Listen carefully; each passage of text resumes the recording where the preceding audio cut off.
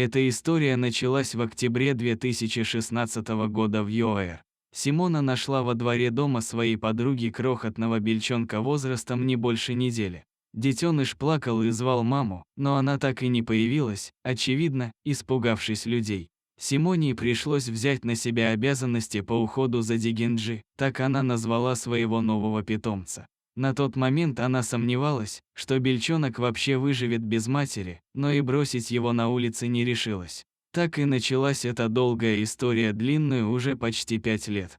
Симона и ее парень Кристоф ничего не знали о том, как ухаживать за новорожденными белками, и обратились за советом к специалистам.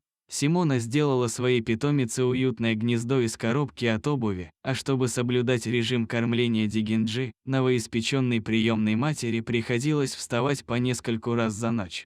Какое-то время Симона даже ходила с ней на работу. «Я никогда не думала, что выращивать белку может быть так сложно», признается Симона. Белка быстро окрепла, много ела, спала и набиралась сил. Вскоре она перешла с молока на обычный для белок корм. Повзрослев, она стала проявлять больше осторожности к людям. Единственный человек, кому Дигенджи доверяла безоговорочно, была приемная мать. Симона понимала, что подходит момент, когда ей нужно будет отпустить Дигенджи на волю, ведь она была и осталась диким животным, созданным для жизни в природе. Вместе с Кристофом они вынесли белку во двор и отпустили на траву. Дигенджи быстро сориентировалась и вскарабкалась на дерево.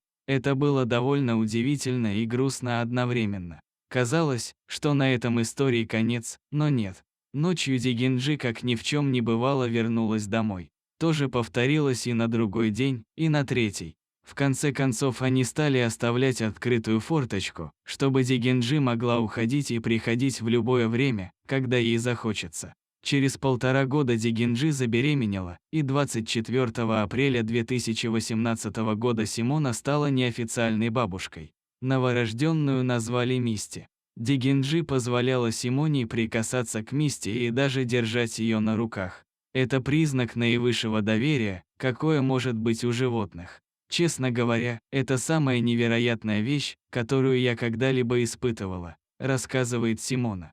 Сейчас Симона уже сама вышла замуж, а у Дигенджи и Мисти есть свой Инстаграм, где можно наблюдать за этими необычными белками.